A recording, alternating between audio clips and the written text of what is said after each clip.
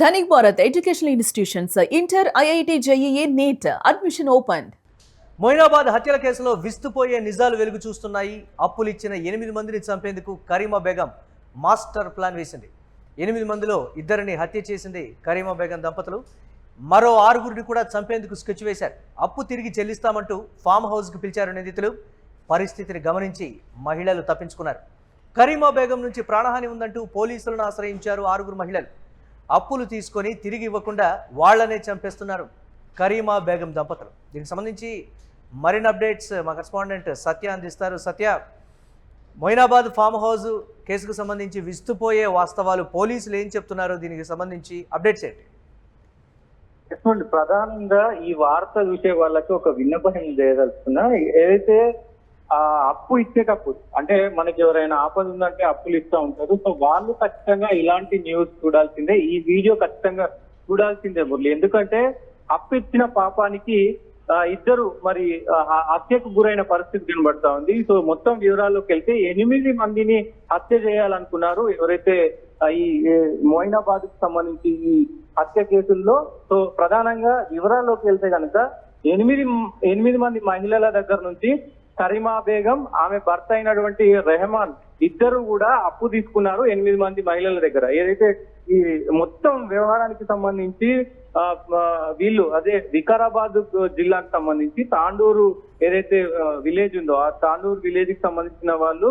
So వాళ్ళు కరీమా బేగం స్థానికంగా ఉండేటువంటి కొంత పెద్ద మనుషులు లేదంటే ఊర్లో కొంత పెద్దవాళ్ళు ఉంటారో వాళ్ళ దగ్గర నుంచి దాదాపు పెద్ద మొత్తంలో అప్పులు తీసుకుంది ఈ 8 మంది దగ్గర. అంటే అప్పులు వాళ్ళు తిరిగి అడగడంతో పదే వాళ్ళు తిరిగి అడగడం, పదే ఒత్తిడి పెంచడం, ఇక మరి ఏం చేయాలో పాలుపోక ఇద్దరు కలిసి అటు కరీమా బేగం అలాగే ఆమె భర్త అయినటువంటి రెహమాన్ ఇద్దరు కలిసి ఒక ప్రమాదకరమైనటువంటి స్కెచ్ వేశారు.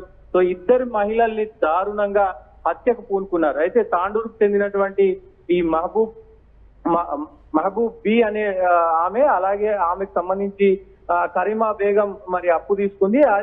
అదే అప్పును తిరిగిస్తానంటూ ఏదైతే మొయినాబాద్ లోని తొల్కట్ట ప్రాంతానికి, అటవీ ప్రాంతానికి తీసుకొచ్చారు. ఫామ్ హౌస్ కు పిలిపించుకున్నారు. అక్కడ మద్యం తాగించారు. అలాగే మద్యం తాగించి నోరు ముక్కు రెండు మూసి మరి శ్వాస ఆడకుండా చేసి కూడా మొత్తం ఆమెను ప్రాణాలు తీసిన పరిస్థితి కనబడతా ఉంది. ఇది ఎప్పుడు జరిగిందంటే మార్చి 27వ తారీఖు రోజు జరిగింది.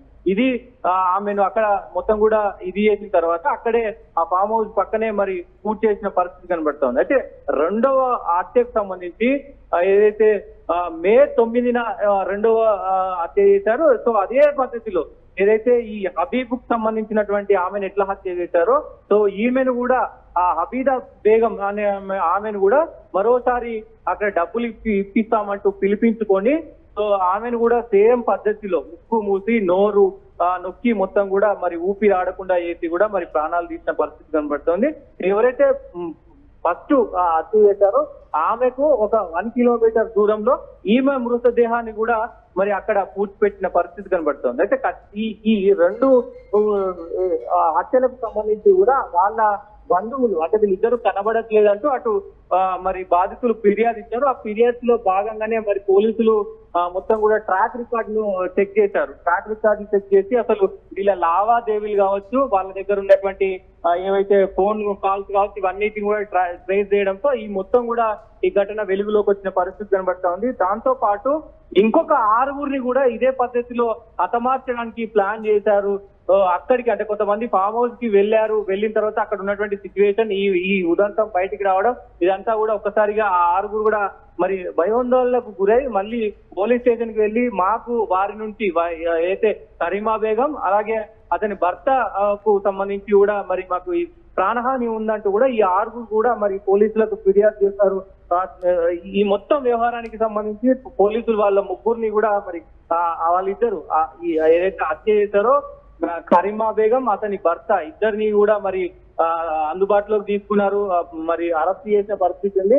సో ఈ హత్యకు సంబంధించి వీళ్ళ 3గురే ఉన్నారు. అంటే భార్య, భర్త, ఇంకొక అతను హెల్ప్ చేశారు. వీళ్ళు 3గురే ఉన్నారా లేదంటే ఇంకా ఎవరైనా ఉన్నారా అనే కోణంలో కూడా దర్యాప్తు చేస్తున్నారు. దాంతో పాటు ఈ హత్యకు ప్రధాన కారణం ఓన్లీ లావాదేవీలేనా, ఇంకేమైనా ఇతరత్ర ఉన్నాయా అనే కోణంలో కూడా మరి పోలీసులు మొత్తం కూడా దర్యాప్తు చేస్తున్నారు మురళి. ఎస్, ఆ ఫామ్ హౌస్లకు సంబంధించి మొయినాబాద్లో పర్టికులర్గా ఏం జరుగుతుందనే దాని మీద కూడా నిరంతరం నిఘా ఉంచాలని కూడా కోరుతున్నటువంటి పరిస్థితి ఉంది కదా. కొన్ని సరే అసాంఘిక కార్యకలాపాలకు కావచ్చు, ఇటువంటి హత్యలకు కావచ్చు కేంద్రంగా మారుతున్నాయి మొయినాబాద్ ఫామ్ హౌస్లు అనేటువంటి మాట కూడా చెప్తున్నారు. ఏంటి అసలు దానికి సంబంధించి అధికారులు ఏమైనా నిఘా కొరవడిందా, లేకపోతే సరైనటువంటి సమాచారం లేకపోవడం అంటారా? ఎలా చూడాలంటారు? అంటే మురళి, ప్రధానంగా ఇక్కడ మొయినాబాద్ అంటేనే తక్కువ గుర్తొచ్చేది ఫామ్ హౌస్. మొయినాబాద్ అంటేనే ఫామ్ హౌస్.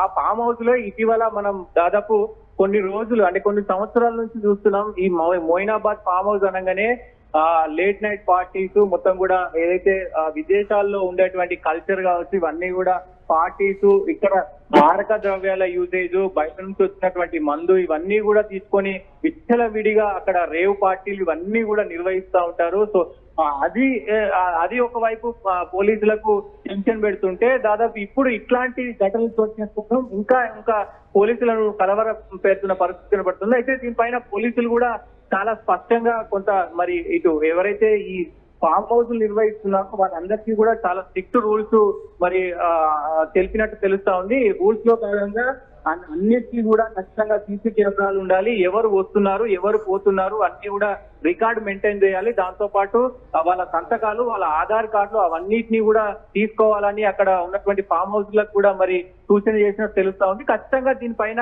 మొత్తం కూడా ఈ మొయినాబాద్ కు సంబంధించి మొత్తం కొంత ఈ పోలీసుల అండర్ లో పోలీసుకు సంబంధించినటువంటి అండర్ లోనే ఉంటుంది అంటూ కూడా మరి పోలీసులు అయితే చెప్తున్న పరిస్థితి కనబడుతోంది.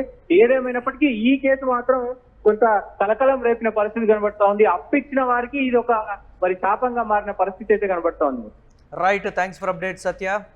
అప్పిచ్చిన పాపానికి మేము చావాలా? ఇది చావు నుంచి తప్పించుకున్నటువంటి ఆ బాధితులు వేస్తున్నటువంటి ప్రశ్న. డబ్బులు ఇచ్చి మరీ అడిగినటువంటి పాపానికి మమ్మల్ని చంపడానికే ఒడిగట్టారు అని అంటే ఏ స్థాయిలో క్రూరత్వం వెలుగు చూస్తుందో కూడా తెలుస్తోంది. విస్తుపోయే నిజాలైతే ఈ కేసులో వెలుగు చూస్తూ ఉన్నాయి. అప్పులు ఇచ్చినటువంటి 8 మందిని చంపేందుకు కరీమా బేగం వేసినటువంటి మాస్టర్ ప్లాన్ ఒకంత సంచలనం రేకెత్తిస్తోంది. 8 మందిలో 2 హత్య చేశారు కరీమా బేగం దంపతులు. మరో 6 కూడా చంపేందుకు స్కెచ్ వేశారు. అప్పు తిరిగి చెల్లిస్తామంటూ ఫామ్ హౌస్ పిలిచారు ఈ నిందితులు. పరిస్థితిని గమనించి మహిళలైతే తప్పించుకున్నారు, లేకుంటే మా ప్రాణాలు కూడా పోయేవి అని కూడా చెప్తున్నారు. కరీమా బేగం నుంచి ప్రాణహాని ఉందంటూ పోలీసులను ఆశ్రయించారు 6 మహిళలు. అప్పులు తీసుకుని తిరిగి ఇవ్వకుండా వాళ్లనే చంపేస్తున్నటువంటి వైనం వెలుగు చూసింది కరీమా బేగం దంపతుల విషయంలో.